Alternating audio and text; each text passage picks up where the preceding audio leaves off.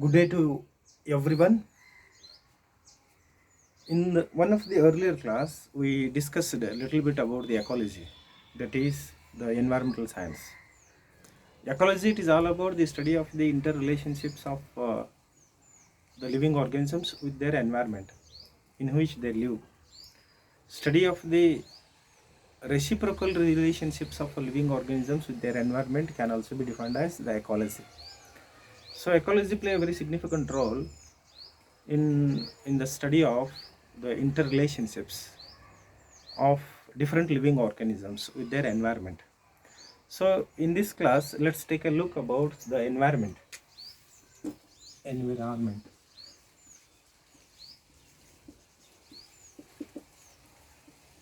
Environment. The study of the environment play a very significant role. Environment literally means the surroundings of a living organisms. The word environment actually comes from the French language. In French, environner means what? Surrounding. And surroundings. So environment literally means what? The surroundings of a living organisms. It includes a set of physical conditions. All those things are a set of physical conditions that influence, that affect the activity of the living organisms is known as the environment. The life containing and life supporting the part of the world is restricted to a very irregular layer of the world or the biome. Suppose that the biome or the globe, life containing and life supporting environment of the world is restricted to the very few layers of about 5 to 20 kilometers thick. This life containing and life supporting the layer of the planet Earth or the globe can also be termed as the biosphere. The biosphere. So biosphere can be further subdivided into two major subdivisions, namely parabiosphere and eubiosphere.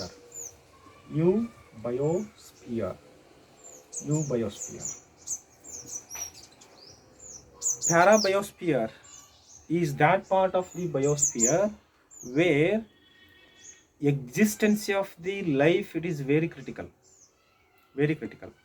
Take for example the higher altitudes, higher altitudes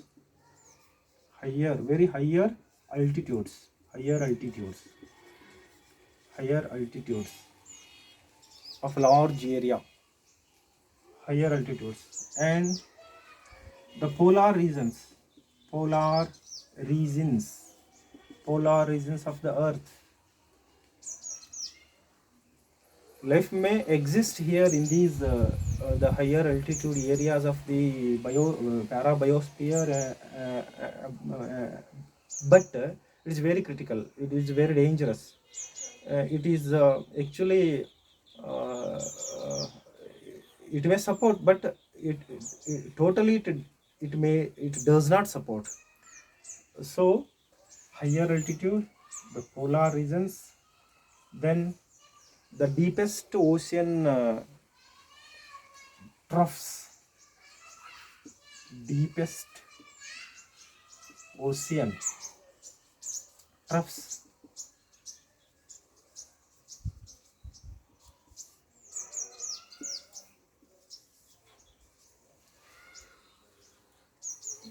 parabiosphere sometimes restricted to a very localized area. Take for example the volcanic places, volcanoes. volcanic places. Volcanic places. So the higher altitudes of a large areas, the polar regions, namely the North Pole region, maybe the South Pole region, the deepest ocean troughs, and the volcanic areas, the area where the volcanic eruptions occur, comes under the parabiosphere, the region of the Earth, and uh, you may add some other places where uh, life existency, it is very critical. Means what? The area where the pollution, it is very much thickly polluted area of the land or the water.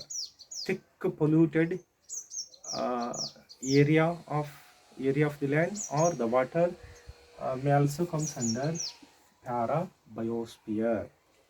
So eubiosphere is that part of the biosphere where it is totally hospitable to the living organisms. It support for the existence of the life of different plants, animals, and then microscopic organisms.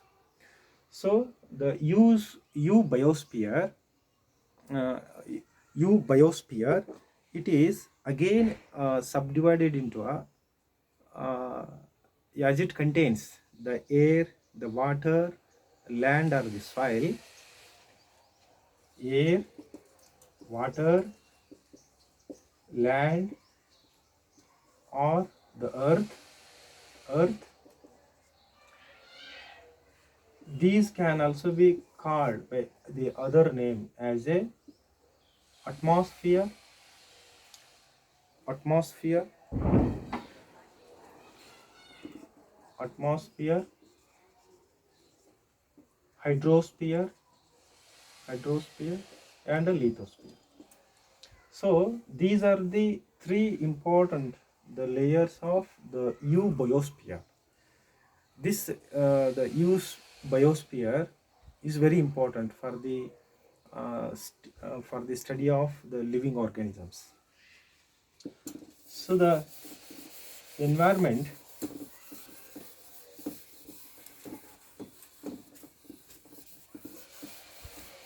environment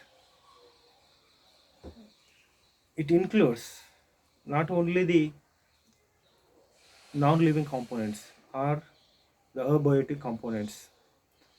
Environment, any external force or a substance that influence the activity of the living organisms in any way refers to as a environment. So the biosphere of the world, biosphere of the world again can be subdivided into biomes, biomes, biomes. Biomes again further can be divided into the zones, okay, like that. Biosphere, biomes, and the zones.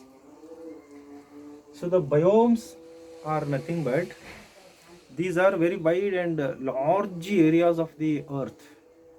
Example, a deserts, the forests, and the oceans. These are the examples for the biomes of the world. Deserts, the hot deserts or the cold deserts, the forests, different types of the forests, the oceans, the different types of the oceans, and the prairies. Prairies are also the another good examples for the biomes. So each and every biomes of the world can further subdivided into a little zones. Means what? A small unit of the biome termed as a zone. Take for example a desert.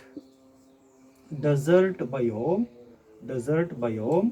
may contains the surface zone and a subterranean zone, like that. Surface zone and a subterranean zone. And the forest biome, take for example, the forest biome, it may contain forest biome, it may contain the ground zone and a canopy zone, like that. So biosphere, biome, and zones.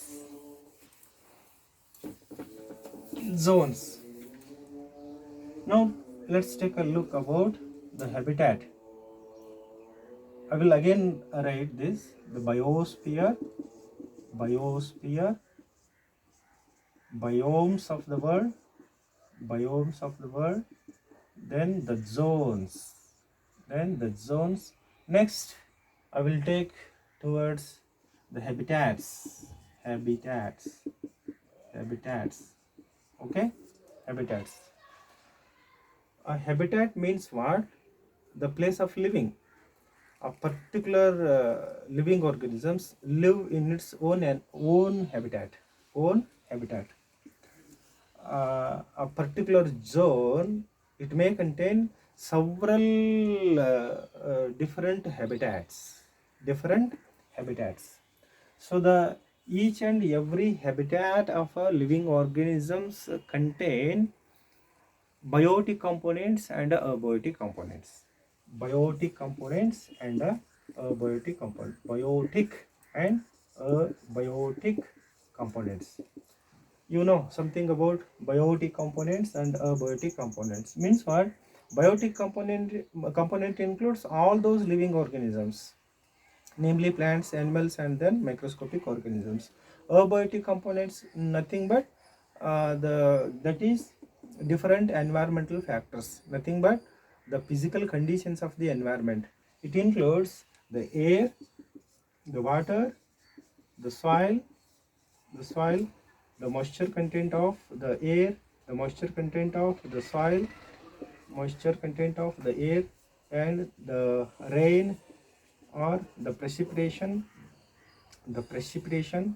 okay, the moisture content, and the other factors, namely the sunlight, nothing but. So in this way, biosphere, biomes, the different biomes of the world. I shall discuss much more about any of the other biomes of the world, any one of the other biomes of the world later on. But actually, we are studying about the environment.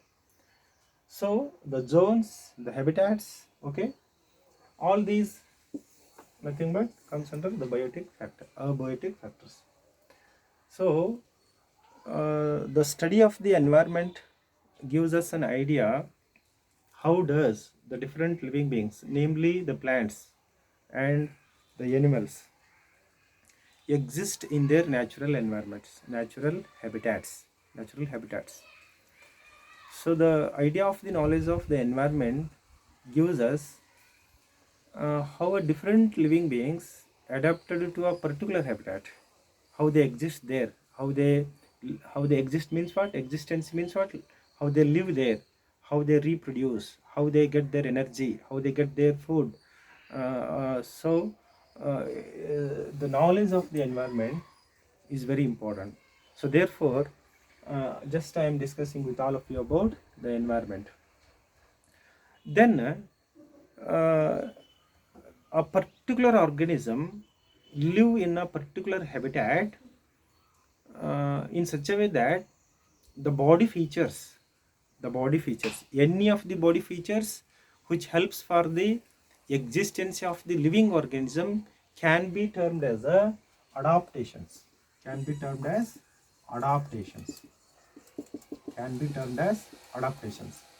It is these the adaptations of the living organisms which are used for the survival in a particular locality or a habitat. So the adaptations sometimes are uh, uh, or maybe these may be genetic or sometimes environmental. So the environment influence the living organisms in such a way that in order to survive in order to survive in a particular set of conditions, means what, in a particular environment, the organism has to develop and it has to change some of the body features.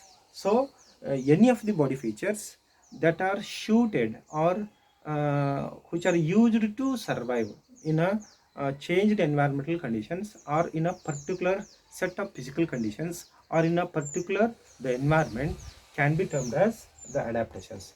It is these adaptations of the living organisms which helps the organism to survive in a particular environment. So the relationships between organisms and their environment actually based upon certain principles. The relationships of a group of organisms or any of the particular individual living organisms actually based upon certain environmental the principles. Let's take a look about what are these the different principles uh, which helps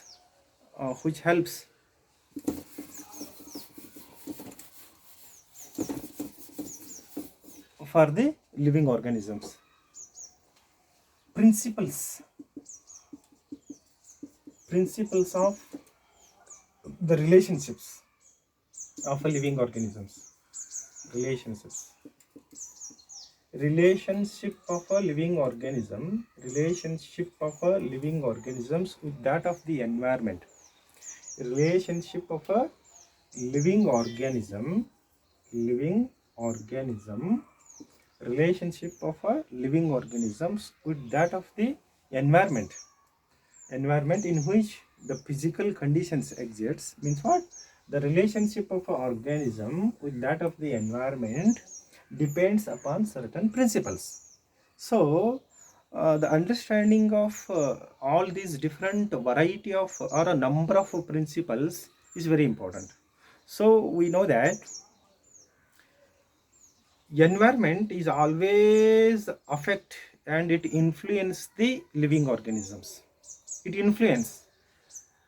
influence means what, the activity of the living organism totally depends upon uh, the presence of a particular set of physical conditions, nothing but a particular environment.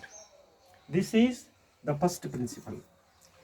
The activity of all the living organisms is always influenced by a particular environment. Then every environment composed of the two important components, that is the biotic component and abiotic components.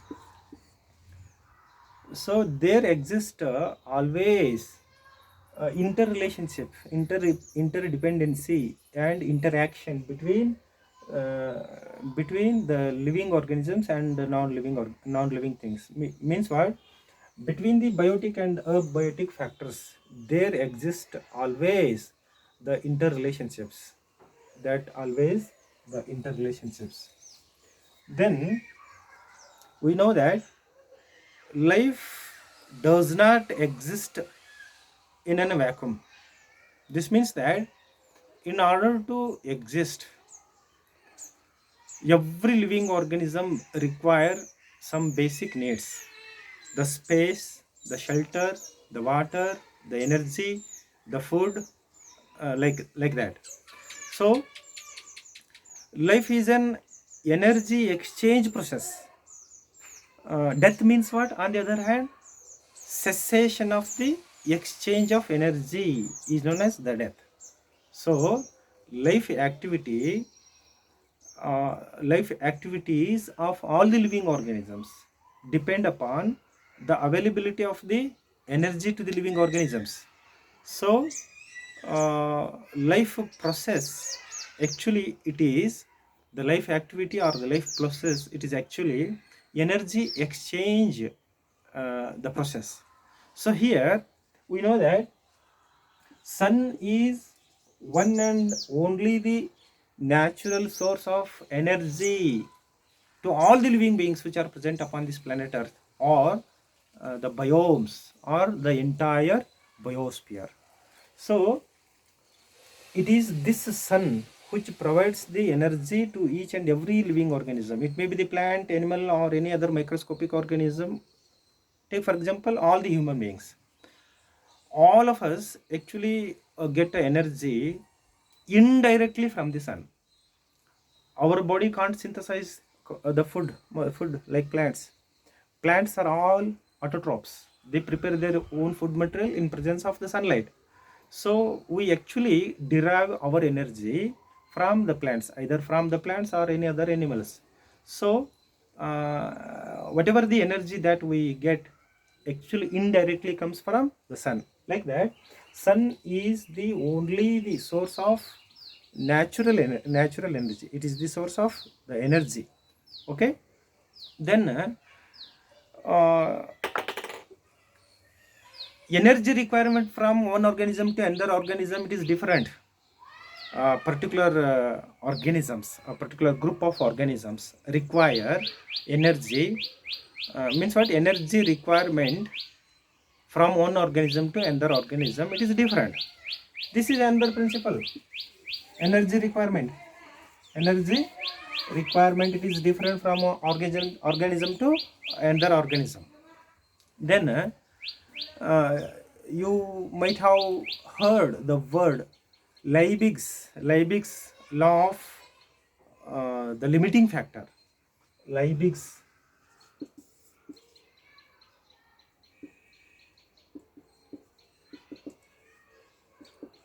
Liebig's law of limiting factor.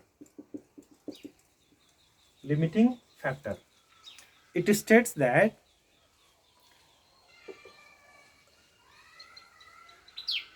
plants require a maximum amount of the food in order to survive. So the life activity of any other living organism actually require maximum and minimum amount of the energy. Based on this particular Liebig's law of limiting factor of energy requirement, it was the Shelford who also proposed the law of tolerance. Law of tolerance. That is, it was the Shelford who proposed another the principle of, or another law, that is law of tolerance. Law of tolerance. Law of tolerance. Like that, these are some of the principles of an environment. In order to understand the relationships between the organisms and the environment, we have to understand some of these principles. Some of these principles. Study of the relationships of the living organisms with the environment, nothing but so it is the ecology or the environmental study. So organisms, take for example, let's move to study another the principle of a relationship of the living organisms with that of the environment. Every living being have got a special property of the response. Means what, they make a response to the external stimulus, external stimuli. So this is one of the basic principle of a relationship of the living organisms with that of the environment. So they make a response to each and every external environmental stimuli or a singular the stimulus. So the high temperature or very cold conditions, any other so very strong light rays. So these are the good examples for the stimulus, some of the stimuli. So for these, the external stimuli, every living being, take for example the plant or any other animals, they make a response. They make a response. So these are some of the principles. So in order to understand how does the plants, the group of plants, the animals, the group of animals, or a particular species of the plants or animals, or a population of plants or animals, how they interact, how they depend upon different environmental the conditions. So different environmental conditions always support, influence, and affect the life activity of the living organisms. So this is a little bit about different the principles of the environment. Means what? In order to understand the different relationship of an organisms with that of the environment, these principles helps us to understand. So on the other hand, we know that uh, whatever the sunlight uh, that it falls upon the surface of the land, actually uh, this sunlight, it is some amount of it, actually it is transferred. We know that energy is nothing but a capacity of it is a capacity to do any work is called energy. Energy can be created, can created nor destroyed. We can't create energy, neither it is destroyed. So for this I shall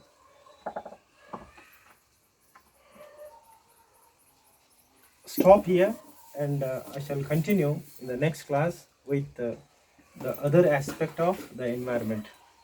Thank you.